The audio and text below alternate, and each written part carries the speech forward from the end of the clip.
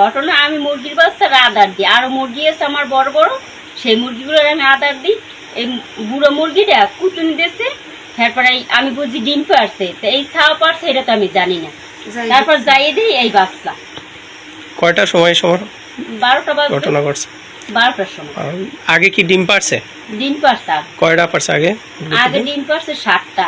এখন আমরা আবার রাইনটা খাইছি 9টার মতনই, ওই এইটাই মানে 9টা 8টা, তাই 2টা আমরা রাইনটা খাইছি, আর একটা কালকে কুত্তে লই গেছে।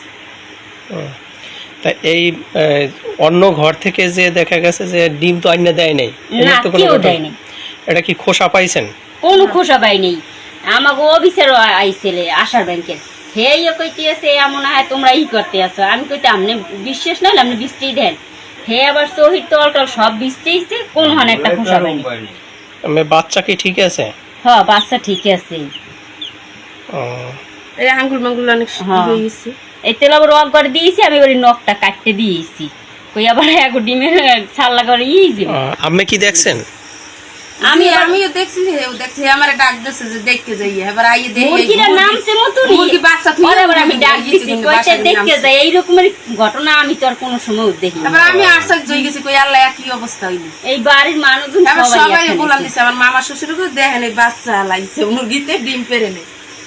ডিম পারে নাই? হয় কালো বাচ্চা হয়েছে। বাচ্চার মাথার দেখতে কি সুন্দর চিনে দেখছেন।